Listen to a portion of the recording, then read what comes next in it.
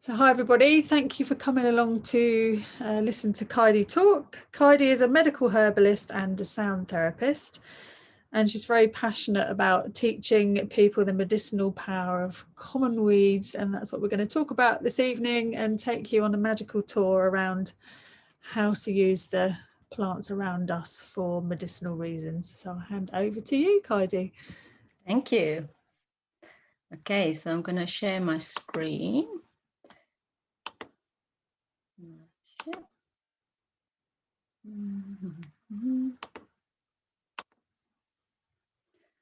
Right, just a moment.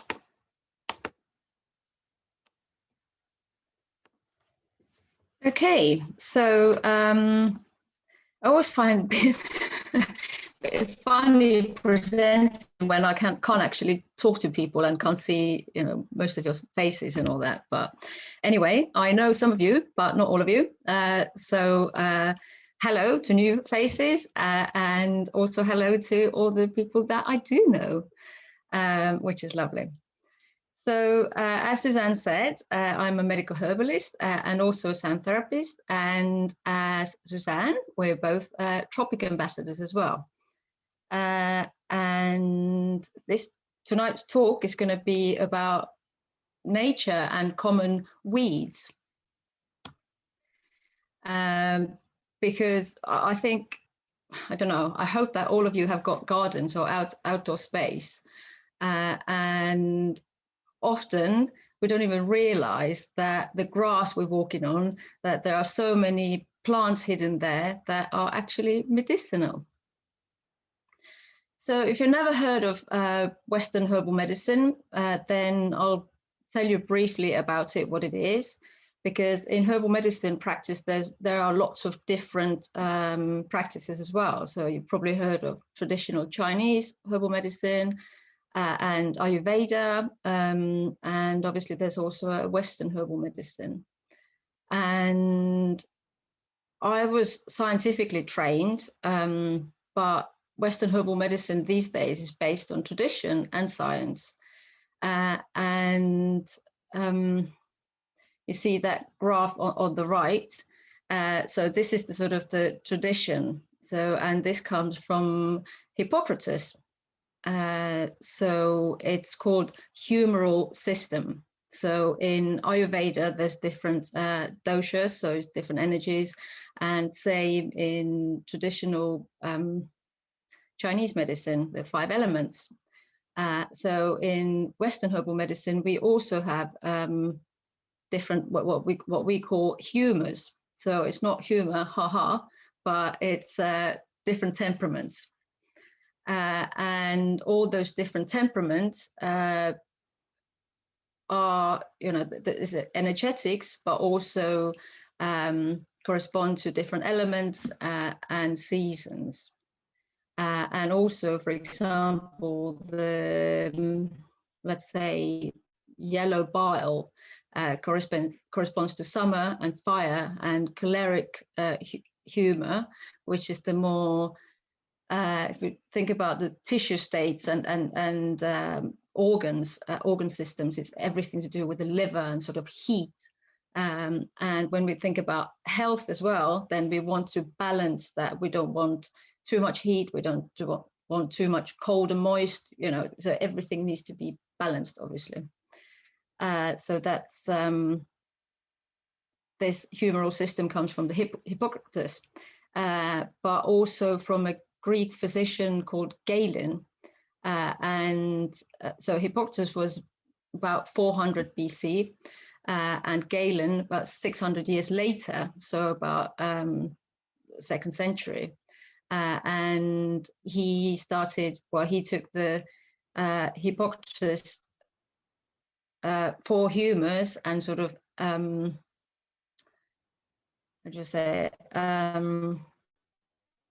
worked on it even more. So with the different tissue states. So nature, I think everybody knows that nature heals. And if you put in PubMed, which is a database for scientific studies, you put in nature and health, So I put that in this morning, and it got huge amount of scientific papers, not all of them relevant, but yeah, almost 300,000 papers. So, you know, there's a lot of research being done. And one of the best things you can do, especially in the summer, and well, in the winter it would be a bit too cold, but is to walk barefoot, because it is amazing for your balance, but it's also great for your blood pressure and overall health and well-being, because it balances you electromagnetically. And I'm sure Suzanne told you about earthing cards, and basically when you walk on barefoot, that's what happens as well. You earth yourself. And you've probably heard of Japanese forest bathing as well. So it's this conscious practice of spending time in nature and listening and smelling and just being in the moment, basically. And as I said earlier, that you probably have quite a few medicinal plants in your own garden without you even realizing it, because these plants are all around us. It's like wherever you go, like any hedgerow, any garden, I promise you, even, well, okay, actually, even if it's a concrete garden, there's some plants that often still find their way through. And obviously, what are weeds for lots of people are medicine for herbalists. So there's that famous quote that the difference between a weed and a flower is judgment, and that is so true. So tonight I'm going to talk about a few plants that I chose basically because I had a walk around in my own garden and had a look at what's there, growing wild. Even if you mow the lawn, they still come back. And I'm sure you have at least one or probably all of them in your own garden as well. So we start with a lovely dandelion. So dandelion is a really, really amazing and such a happy plant. And I thought that's why I start with a dandelion. And I don't speak French. So if Valerie's going to watch it, then she's going to be judging me. But so dandelion, the name comes from French, Dandelion. I did my best, which basically means lion's teeth. And that actually goes much further because it comes from astrology. Because in astrology and also in tarot, lions are very much connected to the sun. So the other name for dandelions is rays of the sun, which actually makes sense, because if you look at the dandelion, it's just so happy, always just so happy, and they always open when the sun is out and they close when the sun is not there. And absolutely all parts of dandelions are medicinal, and also they're great food, not just for the birds and bees, but also for humans. Now, I put this photo there because obviously we know that when the dandelions stop flowering, so we always think that, you know, we blow it and make a wish sort of tradition. But also what I've come across recently is that so the flowers, they have this sun energy because they are just so happy. And when they finish flowering, they have got the moon energy. So, and when we think about emotional health, and when we make, for example, flower essences with a flower, then we can tap into those different energies. And also the flower is edible. You can make fritters with it. So as you would, what they call courgette fritters. So same way, really easy. Or you could just pick the flowers as well. They taste, they're they haven't got much flavor actually, but they're quite fresh and they're not bitter, because the bit underneath the flower, that is the bitter part. But when they're young, you can just make fritters, and it's actually pretty tasty. And also because of the energetics, when you make tea, it brings, especially during winter time, it just brings joy to your life. But also flowers are great for, if you pick them and put them in olive oil, for example, and leave for a couple of weeks, a few weeks in a dark place, and then strain it. That oil can be used for muscle and joints, just to rub it in, because it can be a great remedy for stiff joints and muscles. Now, stems are also medicinal. I won't eat them because they are quite bitter, and also they've got this sap, that white sap, but that white sap is actually great for warts. So the way to do it is that if you've got warts, is to use well, sort of like rub it a little bit, so the first layer of skin is slightly damaged, and then you put this this sap on. And leaves. Now, leaves are really amazing edible part of the dandelion. Young leaves taste a little bit bitter, but they're really great to stimulate your liver, and just as a sort of tonic, and just add in your salads. So, for example, it tastes a little bit like rocket, not as strong, but there's a little sort of slightly bitter, pungent taste.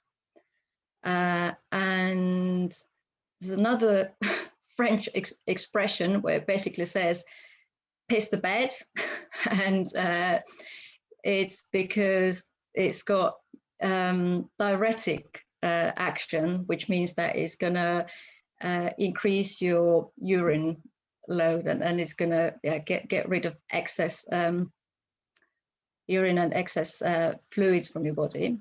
But dandelion is such a clever little plant that is really high in minerals and vitamins. And one mineral that is very high in is potassium. And often when people take diuretic medicine, they also have to take potassium, because to balance the fluid. But dandelion has it all built in. So when you take the leaves, you don't have to take the extra potassium, because it's such a clever plant. And also it's really high in vitamin A, B, C, and D. And the leaf also, well, actually the whole plant, are known to remove heat from the blood. So it's any sort of inflammation, it just gets rid of inflammation, or helps to get rid of inflammation. And the roots are really amazing as well, because you may have heard of dandelion root coffee, because you can make coffee with it. So dig up the roots, dry them, and grind up and make coffee. But as medicine, is really amazing for the liver and gallbladder, and overall for your digestive system. And I use that in my clinic all the time, and I take it myself all the time, because it's such a lovely, because I think in today's world, all of us need a bit of liver help, because it's such an important organ, and we can all do with a bit of support. So yeah, dandelion is really amazing. And with dandelion, there's also, you can make dandelion beer, I think. Well, I've never made it, but you can. And so the way to use it, you can just pick the flowers, make fritters, or pick the flowers and dry to for your tea. Stems only use fresh for warts. Leaves you can eat fresh as a salad, or dry them for the winter, or well, anytime really. And roots as well. Roots, well, because dandelion is so resilient that even if you mow the lawn, it always keeps coming back. And obviously when you harvest dandelion, always make sure that Roundup hasn't been used anywhere. So, because you don't want to get that extra toxins into your body. And roots as well, the best time to harvest it is usually in spring and in autumn. So the chemical constituents change a little bit, because dandelion roots are really high in inulin as well, which is a prebiotic. So it helps your friendly bacteria. So yeah, but to be honest, you can dig it up anytime, because they just keep coming back, and can use it as food and medicine. Now, the next one is called plantain, and that is not a banana plant. And also another variety is called ripwort, but in the same plant family. So as you see from the photo as well, the one is the sort of really big leaved, and the other one is sort of quite long leaved. And plantain is really amazing. It's like nature's first aid. So, you know, whenever you walk in, or, you know, you have little minor cuts, you can put the, you can chew the leaf and put it on as a poultice. And it's just really amazing. It starts healing the tissue straight away. And the name plantain comes from, because planta means sole of the foot. So, and when you look at the leaves as well, they sort of look a little bit like a foot. And it can be used for so many different things. And I remember when I was a kid, because I'm from Estonia, and whenever, because I never wore shoes, so whenever I had any cuts or, you know, bites or whatever, I would always just get some plantain leaves and just put it on, and it just stopped bleeding, and just was sort of like a nature's plaster. And a few years ago, I was in Brazil with my mum, and we were walking quite a lot, and she had lots of blisters, but we didn't have any plasters. So we were walking, and I was like, oh, but there's plantain here. So we just wrapped all those around her toes, and it healed so fast. It was really amazing. But plantain is also amazing for coughs. So actually for coughs or sort of respiratory issues, I would use more ripworts than plantain, but they can be used interchangeably as well. And it's fantastic, especially the broadleaf plantain, the one on the left, for ulcers, because it really heals the stomach ulcers as well, or even things like ulcerative colitis, because it will, you know, help the inflammation, but also helps to the bleeding. And yeah, so it's great for bronchitis and sort of like deep coughs, just to get, because the plantain is quite demulcent, which means that it gets quite gloopy inside your body, so it draws out some of the pathologies from your gastrointestinal system as well. And also plantain is amazing for allergies, especially for hay fever, in combination with a couple of other plants, such as elderflower and what else? A couple of other plants, elderflower and eyebright, and well, it depends what's the allergy like. Sorry, I'm losing my voice. A bit of water. And as I said, it's great for wound healing, because it is really amazing. Like, it is like nature's first aid. And it's also, you may have heard of psyllium husks. So this is basically, I don't know if you see on the presentation, the the sticky out bits, they go into seed, and those seeds can be collected and dried and then milled, because they're a really great source of fiber. So they, when used with a lot of water, is really great for constipation and even things like diverticular disease. It just helps to bind and then get rid of waste, and really high in fiber as well, soluble fiber. And now daisies, super happy plants again. But unfortunately, it's really gone out of fashion with herbalists. But there's no reason. It's really potent. It's such a lovely, lovely medicine. And yeah, loves me not. Well, for that game, usually the bigger daisies are used, but these ones as well, they're just so beautiful. And they're great for spasmodic coughs, so to get, again, to sort of calm down the respiratory system. But also, what many people don't know, you may have heard of arnica, so arnica cream for bruises. Well, daisies are our native arnica, and they are sustainable. It's just like they just grow. You know, you mow the lawn, keep coming back, always so happy. And when you collect the flowers, just dry them out and again put them in olive oil for a few weeks, then strain it, and you can use that oil for burns and bruises. And yeah, it gets rid of bruises really well. It's amazing.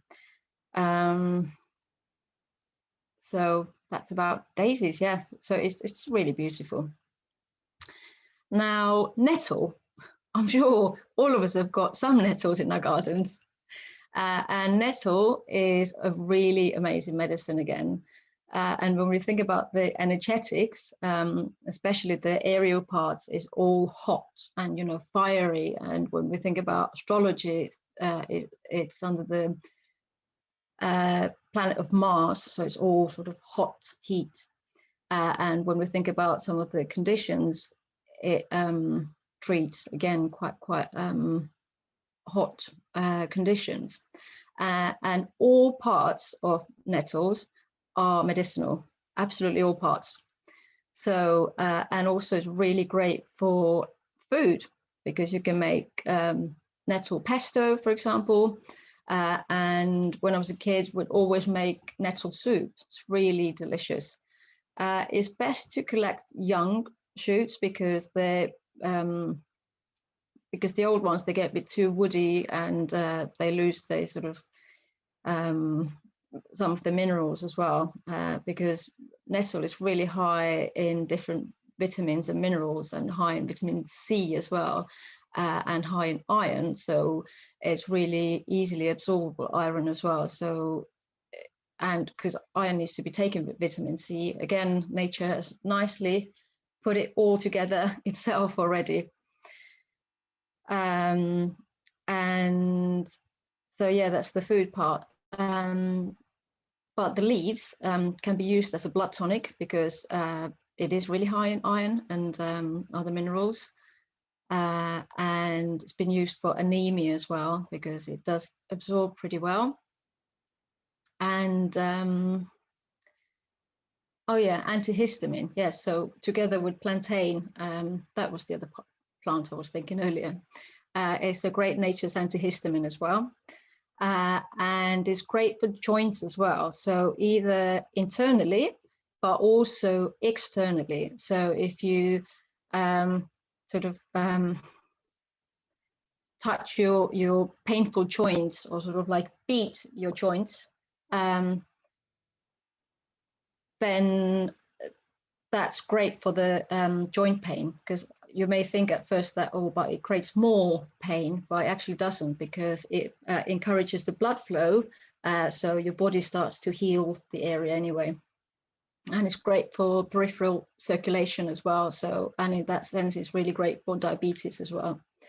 And interestingly, it encourages breast milk, if you don't have enough, or if you have too much, it reduces the volume. So it's sort of amphoteric in that sense. And the root, again, is best to dig it up in the autumn, sort of September time. And that is used for benign prostatic hyperplasia. So it's an enlarged prostate. And actually that has got a lot of scientific studies behind it as well. So there's quite a lot of data. And the seeds are also medicinal. So, and seeds also are quite fatty, as most seeds actually are. And they're great for anything sort of kidney related diseases. Now, herbalists never treat the kidney disease, but we can definitely support the system. And also it's believed to be our native adaptogen, so which means that it works on the stress response. So it doesn't work the same way as some of the adaptogens, which works on the HPA axis, so from the brain to your adrenal glands, but it's really nutritive, so it's really amazing medicine again. And yeah, go and find some new shoots if you can, collect them. Please wear gloves because it will sting.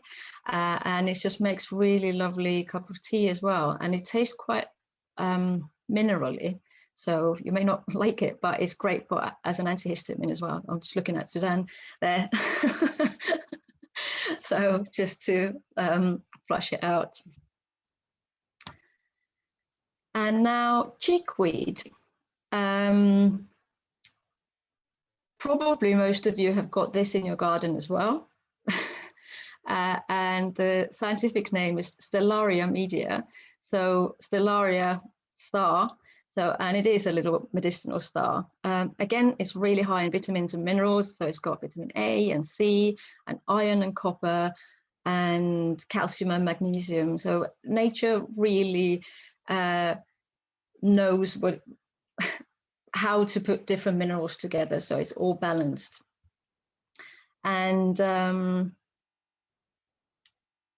it's also food, because often, well, the name chickweed comes from because chicken like to eat it, but also we can eat it. So it's great as a winter salad because it's one of the first plants that comes out in sort of February time or so.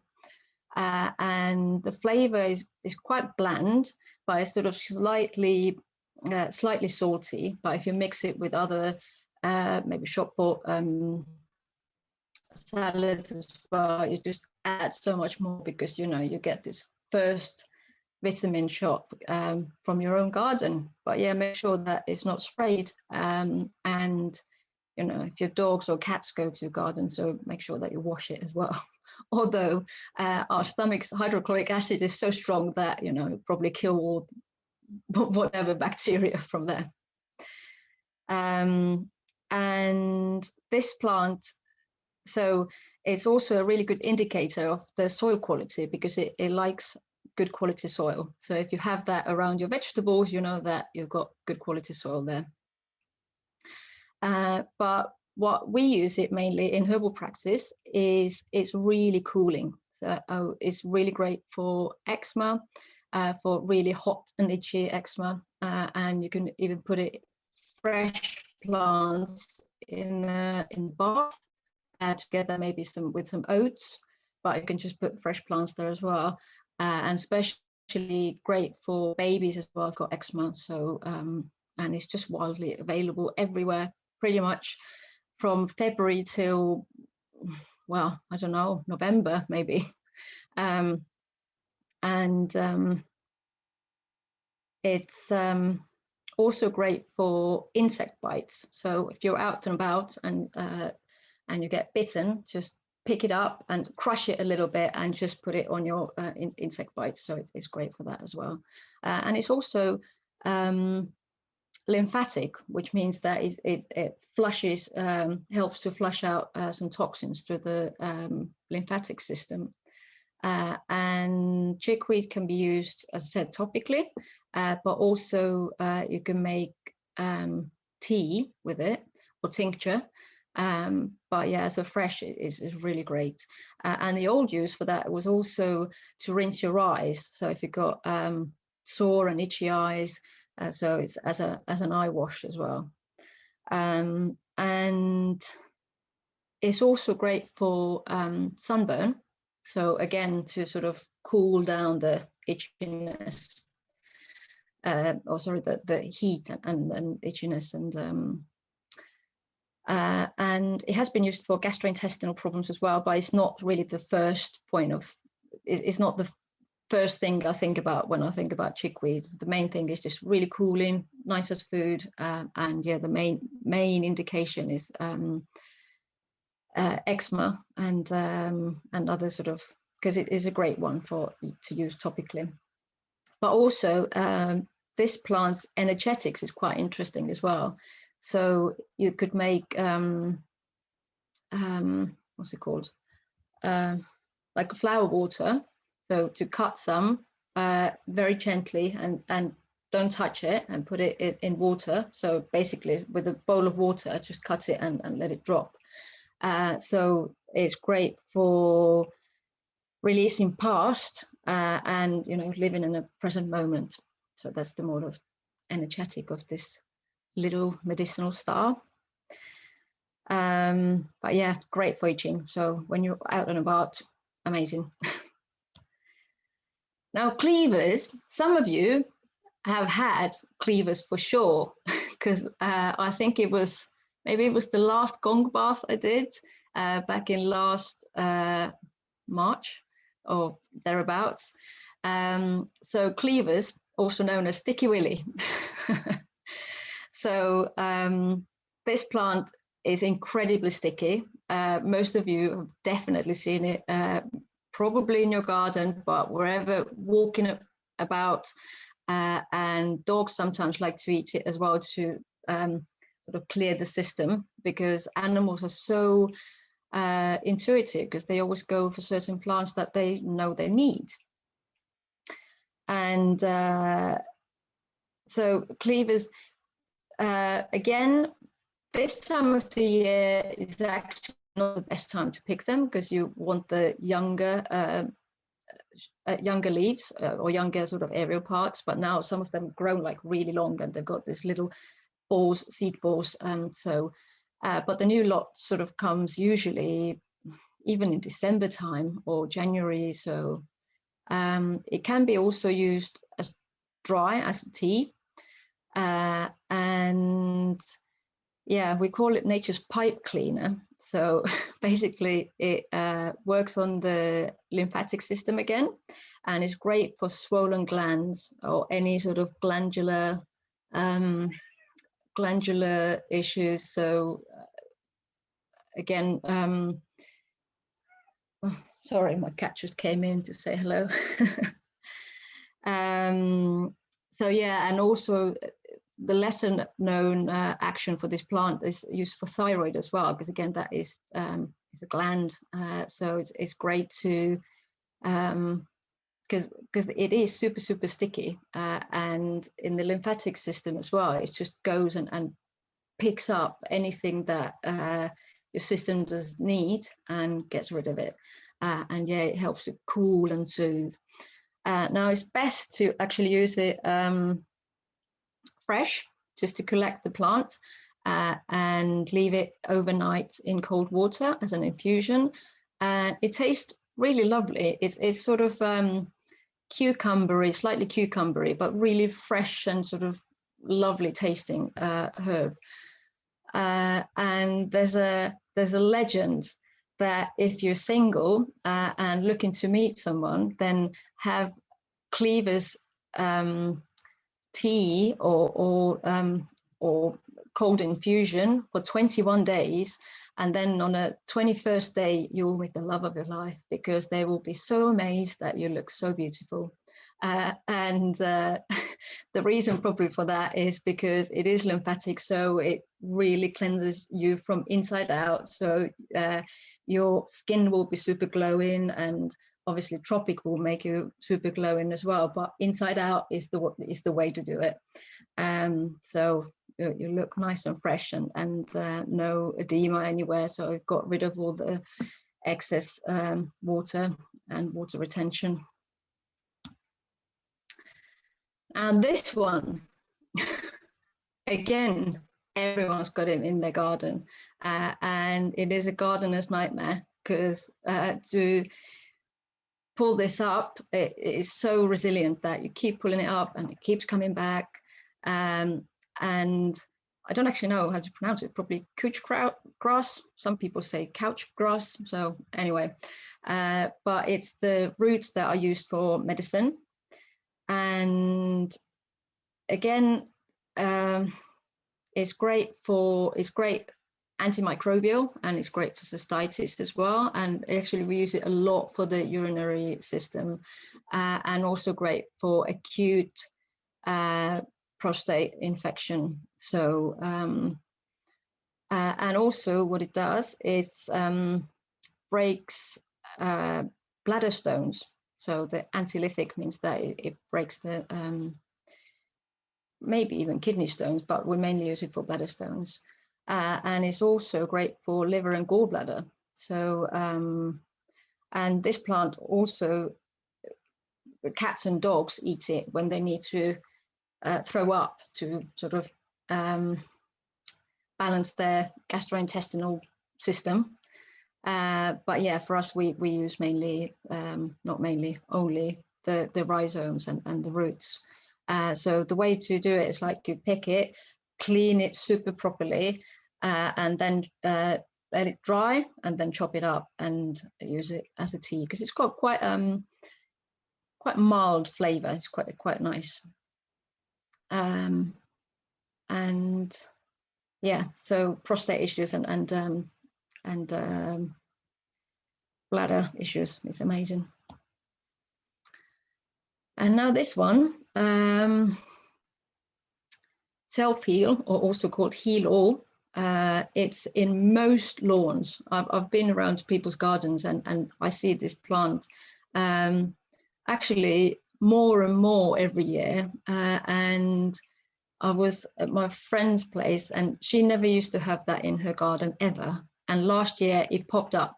So I always think that energetically it probably sort of has a meaning that, okay, I think you need me.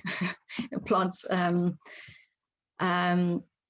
yeah, there is a long tradition of using this plant as well. And again, so the sort of nickname is touch and heal. So again, it's great for topical healing, so for wounds or any sort of skin things, but also internally as well. It's great for wound healing.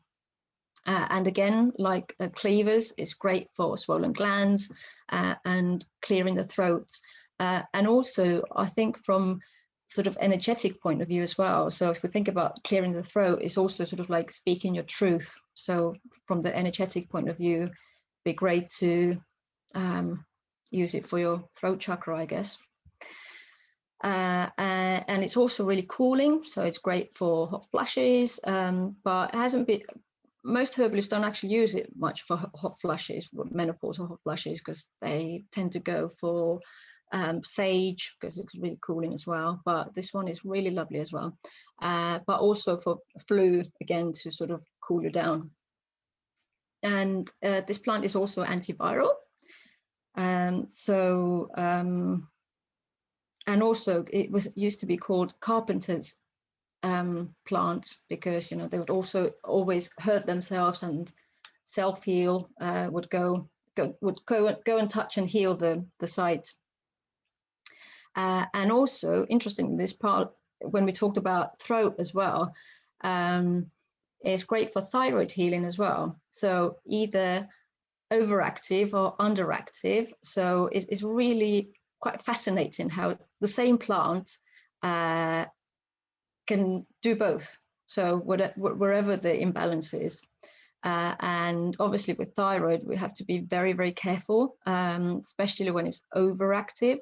Has to be treated medically, but we can, you know, with herbs, we can always help as well. But underactive as well, we just get super slow if we don't take our medicine, but with certain herbs we can definitely support the body with thyroid issues as well.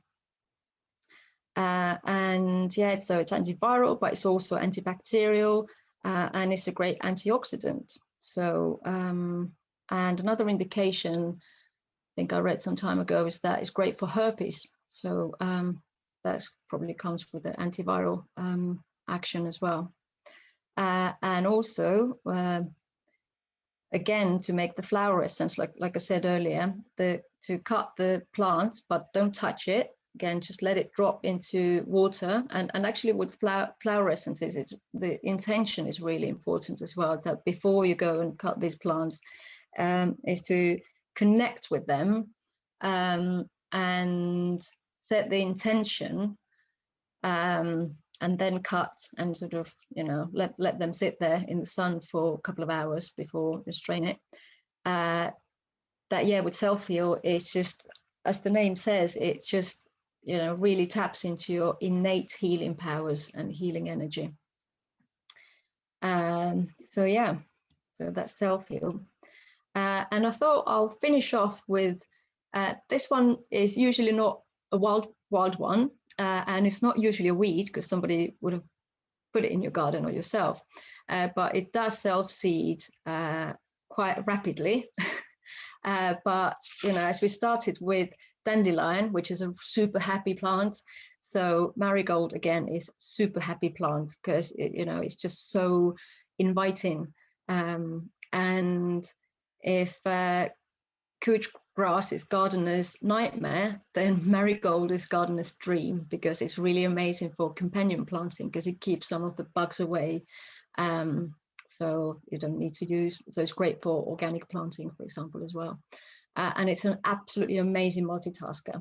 So if you have one medicinal plant in your medicine cupboard, this will be it, because it just covers so many things. So it's a great skin healer again, or internal healers as well. So great for wounds, but also for intestinal wounds. And for example, things like intestinal permeability, or also called leaky gut. So it's the resinous parts of the constituents that have that action, because I'm sure all of you have touched marigolds before, and it's quite sticky, isn't it? And there's quite sort of specific smell, and it's that resin that has got the one reaction. Or one reaction means that it's healing wounds, but it's also great lymphatic. So again, supports the lymphatic system. And I had I had a tutor some years ago who looked like a wizard. He had white long hair and full of charisma, and he always used to say that we only need 2 lymphatic herbs. We need marigold to sort of go in and do the main cleaning, and then we need cleavers, or the sticky willy, to go all the corners to get rid of waste.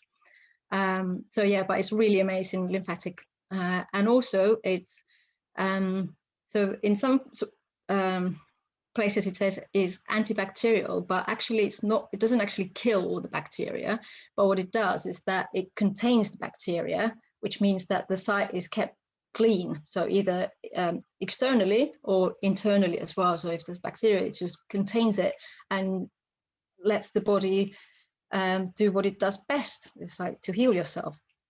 And also it's really amazing antifungal herb, and it's great for things like thrush as well, and different infections. And yeah, for thrush as well, internally, but also to make as a strong infusion and sort of wash yourself with it. So it's really amazing.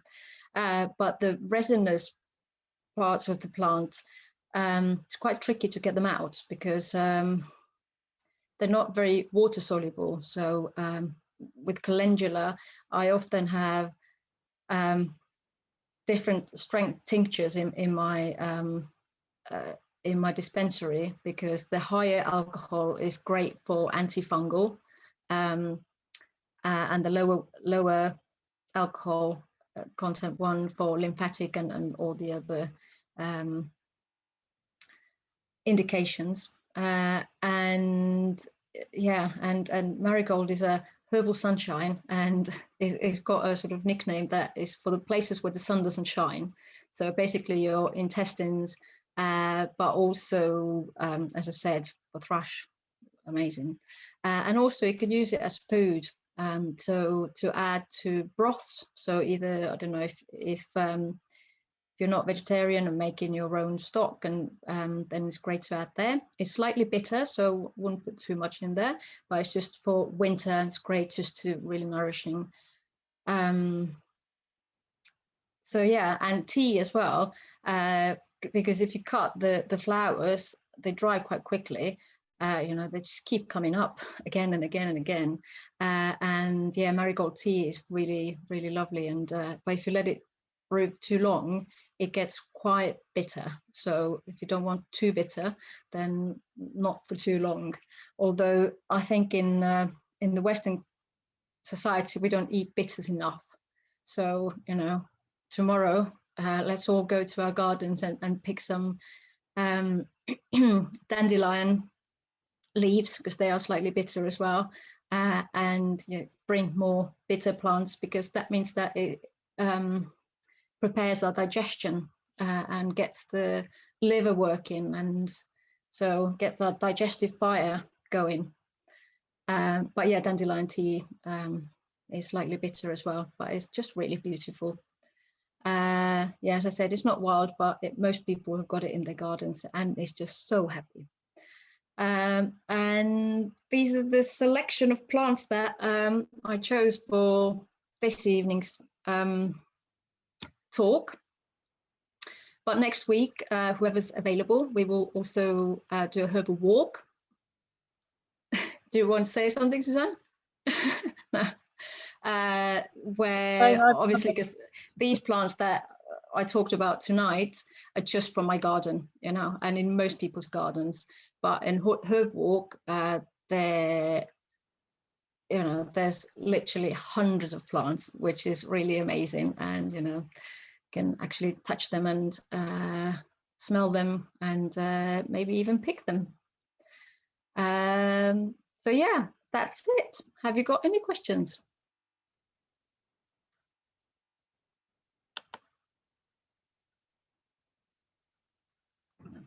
Thank you, Kaidi. That was brilliant. I loved it, as ever. I, of course, will be coming on the walk. Can't hear you. Oh, can you hear me? Oh, sorry. Can you hear me now? Yeah, because I think my for some reason it went to my earphones. Okay, that's all right. That was great. Thank you very much. I'll open the questions up to other people, and then I'll ask my own in a minute. Just to talk quickly about the herb walk. Obviously, I'm coming. So it's a workshop, and it's £15. Is that right? Yeah. Yeah, and then there'll be an opportunity to buy some teas at the end if you want to, and we're going to be at Newlands Corner, which will be lovely. So let me know who wants to come along. Just let me know separately, and I'll give you some more details and where to meet and all that kind of stuff once I've finalised all of that with Kaidi. So over to you guys for some questions. Karen? Okay, I've always got questions. You mentioned self-heal, heal all, Yeah. and you said that good for herpes. So cold sores, how would you use it if, because my granddaughter gets loads of cold sores. How would you use it for that sort of thing? Or is there something better? I don't know. Yes, you can use it as a tea, but for cold sores, Melissa, lemon balm is really amazing.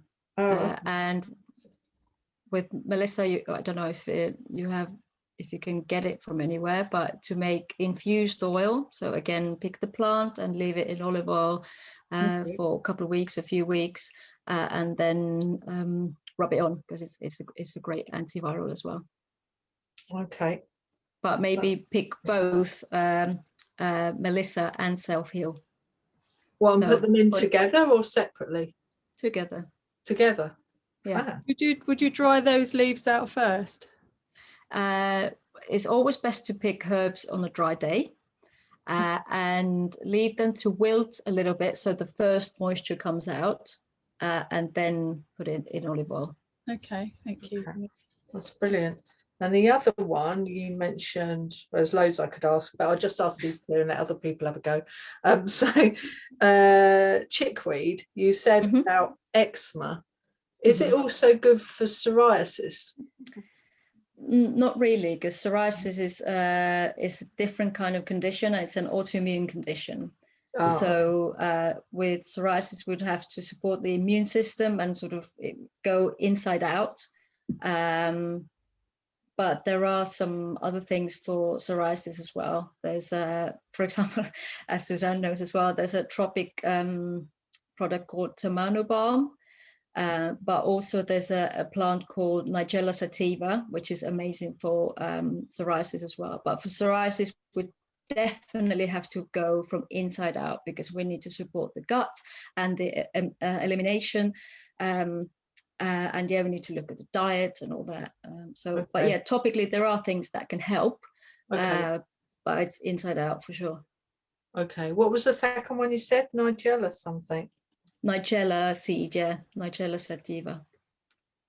Sativa. Okay. Brilliant. Thank you. That's really helpful. Thank you very much, Kaidi. You're welcome. Rosemary? Yeah, one little sticky willy. Does that have a purple flower? Because when I go for a walk, there's a thing and it's purple and it's awful sticky. No, it's got white, super tiny flowers. And what is purple flowers sticky? It might be comfrey that you're talking about, because that's slightly sort of sticky. This is very sticky. Sticks onto your clothes and all. Oh, okay. Well, cleavers, no, they got white, super tiny flowers. Yeah. But rosemary, you have got an amazing name, because rosemary is one of my favorite herbs as well. And it's a fantastic herb for lots of different things. Really versatile. So not only for your food, for lamb, but it's also great for your liver, for your circulation, for your memory, because it encourages the blood flow to the brain and to the peripheries, and it's a great liver detoxifier as well. Oh, that's very handy to know. Yeah. Thank you. You're welcome. Sue? Hi, Kaidi. Hello, long time no see. Yeah. My question is, the plantain that you were saying, how would you eat that? Would that just be like in salads again, or? No, because they're too stringy. It would to cut them and dry them, and then make as a tea. Well, very young shoots you can eat, but still they're quite stringy. So it's best to dry them. But topically for bleeds and blisters and that sort of stuff, just rub it a little bit and put it around. So it's a great wound healer. But obviously, most of these plants can also be tinctured, which means that it's an alcoholic extract. So the easiest way to tincture plants is to chop them up and then cover with vodka, put it in a dark place and shake it daily, and leave it sort of for a couple of weeks, and then strain it and really strain it, really get it out, squeeze it out. And that means that it lasts for a long time. But as a tea, plantain is great as well. Or most plants actually are. And nettle is really amazing as a tea because it's really high mineral content. Lovely, thank you. You're welcome. What about if you're allergic to alcohol? How do you get around that with tinctures? Well, then you can't take tinctures because there's other way to preserve herbs. It's like vinegars, for example. But for some reason, again, it's really gone out of fashion to make herbal vinegars. But you can, similarly to tinctures, you cover with, for example, apple cider vinegar and leave it, shake it every day, and then strain it properly and take it. But then, of course, not everybody can take vinegars either.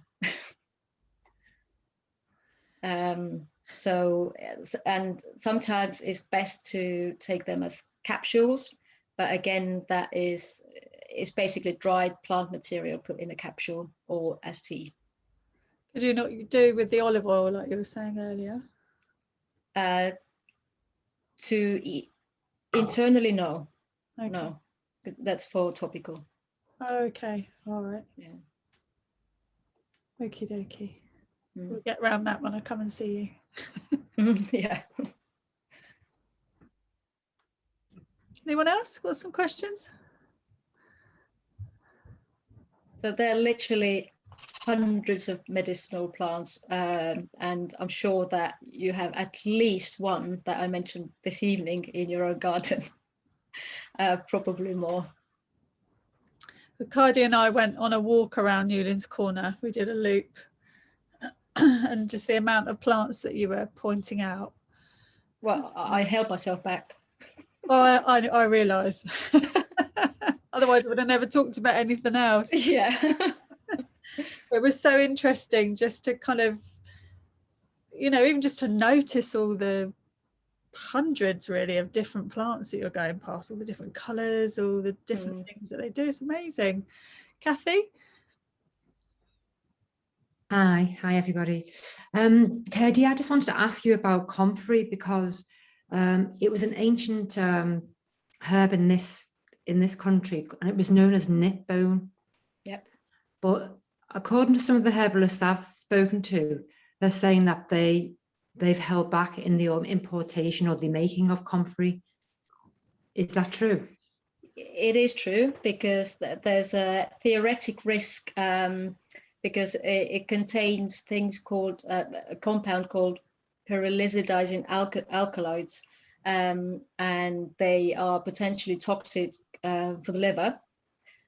But comfrey is still absolutely amazing wound healer topically. Again, so to pick the leaves and leave them to dry, completely dry, and then in olive oil, but also with wounds, you have to be really careful that they're not really deep wounds, because comfrey heals the wounds, the top part of the wound, so fast that you have to make sure that the bottom bit is healed already, because otherwise it creates more trouble. And yeah, internally really amazing for broken bones, but there is that risk. So different so our regulatory bodies have got different ideas. So the one I'm in, they basically said that you could use it for a very short time, and another regulatory body says that no, don't use it. Right. So well, I used it many years ago for after a fracture. Yeah. And I think it definitely contributed to the strengthening the bone. It does. It's really amazing. Yeah, it's great. So I think that because with comfrey we use the root as well, and I still put for joint creams, I still put a little bit of comfrey, because I've got comfrey cream, but also I put a little bit of tincture, mix it in. So it absorbs, I guess, tiny bit to the bloodstream, but not really. But it's really great joint rub. And I've never ever used it with patients internally, but theoretically, if we would use liver saving or sort of like supporting herbs, then very short term to help to mend the bones, I guess it could be used. All right. Thanks very much. You're welcome. Sue? Yeah. Hello again. When if you've got a cut and it goes a bit infected, what would you use on that? Did you say cut? Yes, a wound. Yeah, like if you grazed your leg or something. Well, it depends how deep it is, but Plantain is super for that. And if it's not deep at all, then Comfrey is amazing because it just heals like that. It's literally amazing. And so what else we put on there? Out of those plants that I mentioned tonight, definitely Plantain, but also things like St. John's wort is a great wound healer. Yeah, Comfrey, Plantain. Okay, thank you. Yeah. And then just rub it on, sort of like you say, sort of rub it together and then put it on. Yeah, because you can sort of put some of the juice on, but then you can just put the leaf on as well. And actually wounds, it depends if it bleeds, because if it bleeds a lot as well, so for example, if you're out and about and you get quite a bad cut, then yarrow is really amazing to stop the bleeding. So the way to do it is fine. I don't know if you know what yarrow looks like. Well, we will definitely, if you come to the walk, we'll definitely see yarrows there as well. So because yarrow is great for, if you see it, just chew it a little bit and put it on, and it just stops bleeding almost immediately. It's amazing. But yeah, Plantain is great for wounds as well. And also, obviously, marigold, calendula is just amazing wound healer. So they'd be good for if it was infected, or would you actually need antibiotics? Well, that very much depends, is case by case. But calendula is great anti-infective as well. Yeah. Okay. Yeah. But again, very much depends the size of it and everything. So main thing is to draw out the infection, and Plantain is great for drawing out because of its because it does get a little bit gloopy, so it's great to draw out the infection and then follow up with calendula. Yeah.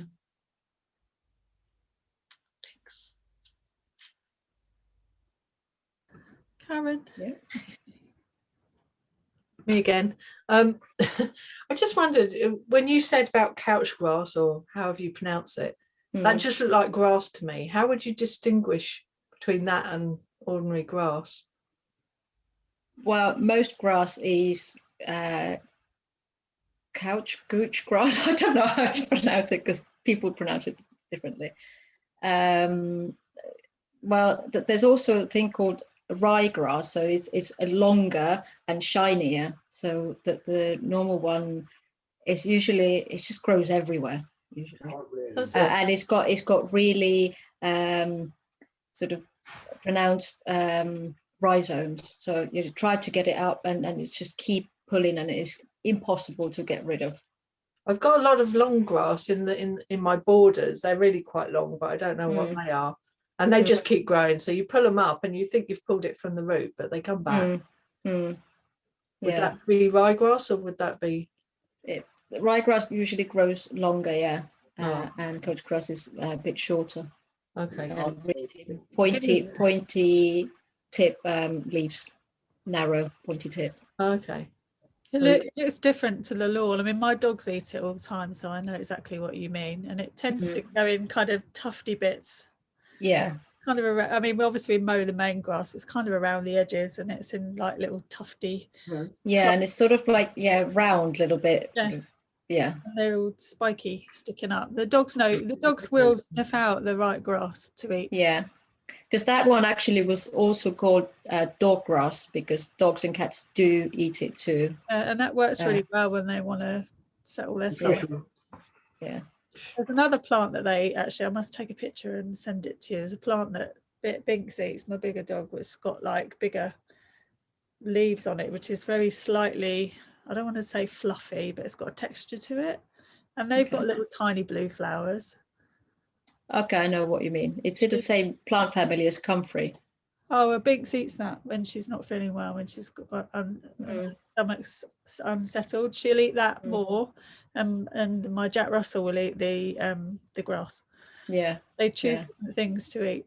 It's really interesting.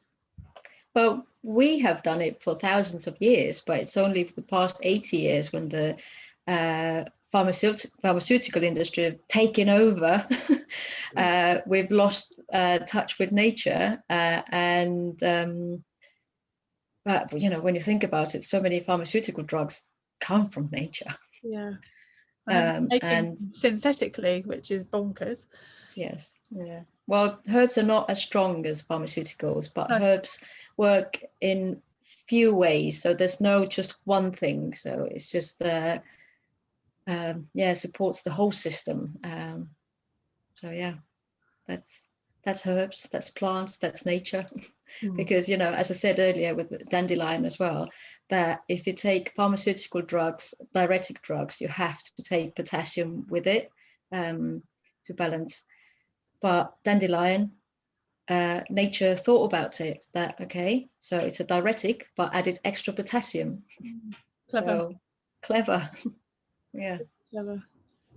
I'm really excited about learning to use herbs and things that I see out and about like that.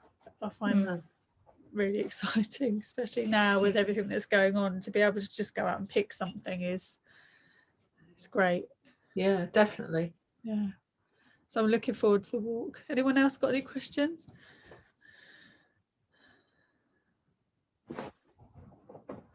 So for anyone who's not able to come on the walk, because obviously that's a long way for some of you, Yes. and maybe hand out some bits and we might share some of our stuff with you. Yeah, it would be lovely. So we'll take some pictures and show you maybe in the group of us on our walk and what we learned, so Kaidi can quiz us all. Yeah, well, I'll do some handouts as well, and you can make notes and yeah, maybe pick some plants as well. So brilliant. That's a bit like going on a school trip, isn't it, to the zoo, where you get a little clipboard. Yeah. Bring a clipboard and a pen. Do we have to write an essay? No. Oh, good. Let's get questions at the end. Drink some lovely teas, maybe. Yeah, definitely. That would be lovely. Oh, yeah, that's great. So it's 10 o'clock on the 17th, I believe. Yeah, yeah. I will make some tea as well. I won't tell you what it is, and we'll do the guessing one then. Oh, I like what you did when we did the gongs. Yeah. So anyone local, when Kaidi's gong baths are up and running again, I can let you know. That's a lovely experience. And and anyone else wants to come and visit, you can join in then. Yeah. Well, thank you so much, Suzanne and Karen, for organising. Thank you, Kaidi. Thank you so much for coming along and chatting to us. I had kind of lined up somebody else, and then didn't get myself organised in time. I was just like, oh, okay, this is perfect timing because we've got the walk coming up. And you probably spoke in this group right at the beginning, which would be more than a year ago. I think we started the Monday group before. Yeah, well, whenever I've got Monday evening free, I'm so happy to always talk about herbs. And but yeah, and it's been really interesting talks here. Unfortunately, most nights I can't attend live, but you know, listening to them, the recordings have been amazing. Yeah. So it's amazing. That's great. So thank you. Thank you so much for coming, everybody. And Carol and I need to get together and organise what comes next. We might do one more and then have a break for August. Lots of people going on holiday, maybe, or maybe not. But we'll have a chat and we'll let you know in the group. If there's anybody here that's not on Telegram yet, we post more in there. If you could go on Telegram, that would be fabulous. WhatsApp's eating up the memory on my phone, so I'm really trying hard not to use it. If you didn't know already, in terms of WhatsApp, it does take up a lot of your phone memory, whereas Telegram, you can offload the data. It doesn't eat into your data. So it works slightly differently. You're able to actually delete a lot of stuff from Telegram. So it's just a good tip for not using up all your storage. So again, thank you everybody, and we will see you in 2 weeks' time. And thanks again, Kaidi, that was brilliant. Thank Kaidi. Thank you, everyone. Very much. Take Very care, everyone. interesting. Bye. Thank you. Thank you. Bye. Bye. Bye. Bye. Night, everyone. Bye. Take care. Take care. Bye. Bye.